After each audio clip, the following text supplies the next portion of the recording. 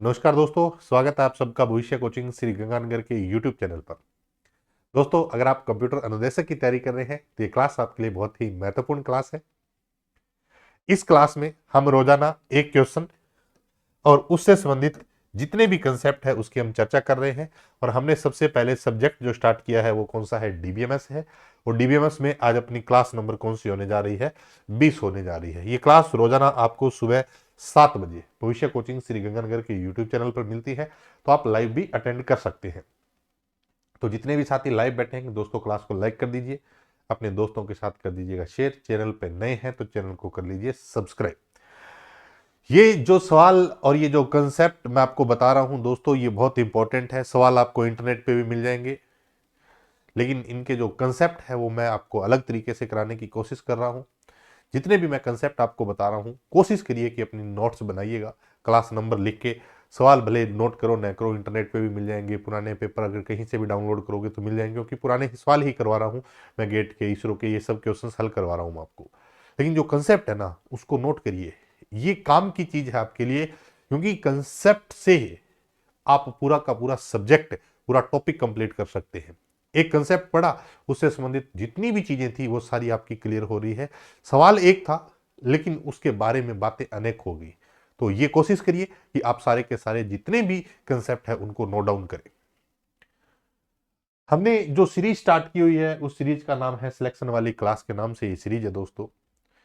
और मेरी कोशिश ये है कि हर दिन ये क्लास आप तक मैं पहुंचा सकूं।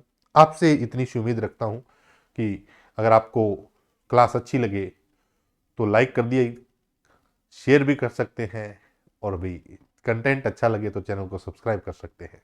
आपका एक कमेंट मुझे भी एक हौसला देता है कि नहीं ठीक है, बच्चे पढ़ रहे हैं। भले एक पढ़े दो पढ़े, उससे फर्क नहीं पड़ता।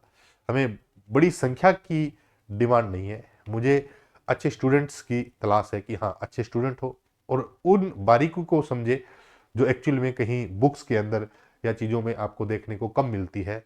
वो सिर्फ और सिर्फ जब आप बहुत ज़्यादा किसी चीज़ को पढ़ने स्टार्ट कर देते हैं, तब ऑटोमेटिक आपके दिमाग में जो आती है वो चीज़ें किताबों में बहुत कम मिलती है।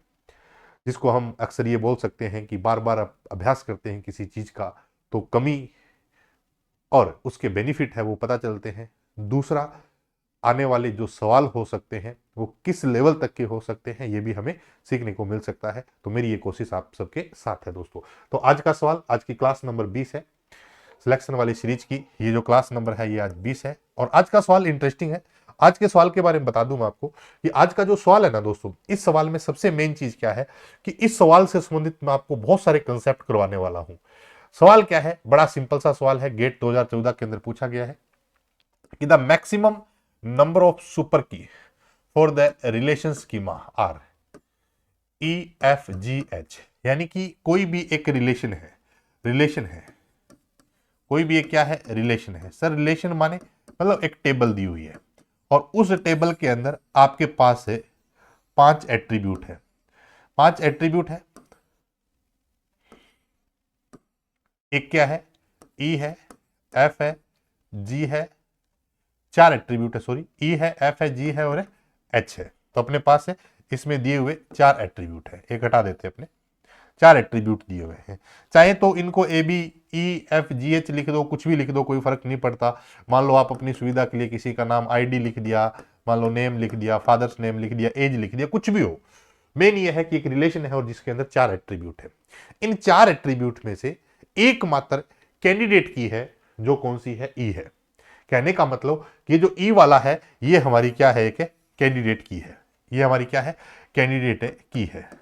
अब यहां पर उसने पूछा है कि सुपर की संख्या बताओ, कि अगर आपके पास ई अकेला कैंडिडेट की है और 4 एट्रीब्यूट है तो मैक्सिमम सुपर की कितनी हो सकती है। सुपर की क्या होती है दोस्तों, सुपर की का कंसेप्ट मैंने लास्ट क्लास में भी डिस्कस किया था कि सुपर की का मतलब होता है एट्रीब्यूट और सेट ऑफ एट्रीब्यूट।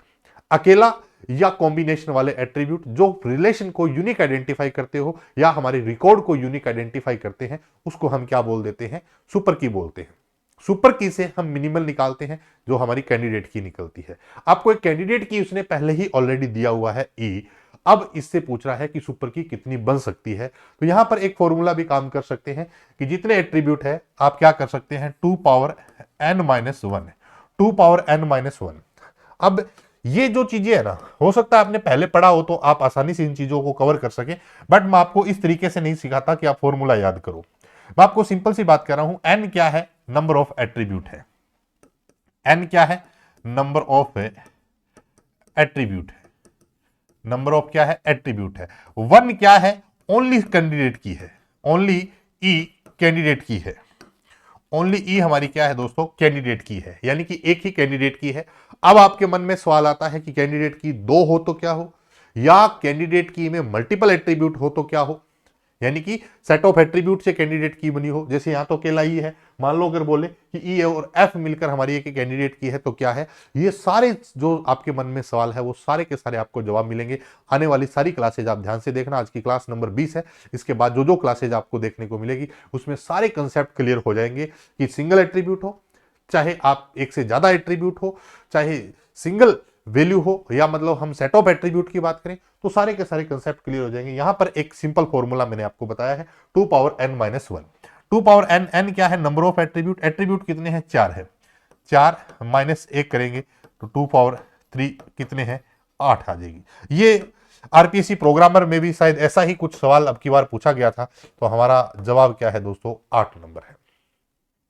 तो मैक्सिमम सुपर की कितनी हो सकती है, 8 हो सकती है। आप ये सारे कॉम्बिनेशन बना भी सकते हैं, जैसे ई के साथ एफ है, जी है, इस तरीके से सारे कॉम्बिनेशन बनाएंगे तो भी 8 आपकी क्या बन जाएगी दोस्तों, सुपर की बन जाएगी। तो सवाल क्या था कि मैक्सिमम सुपर की कितनी हो सकती है, तो आप बता सकते हैं कि मैक्सिमम सुपर की कितनी हो सकती है। तो मैक्सिमम सुपर की हमारे पास 8 है, हो सकती है। मैक्सिमम सुपर की हमारे पास है 8 हो सकती है दोस्तों।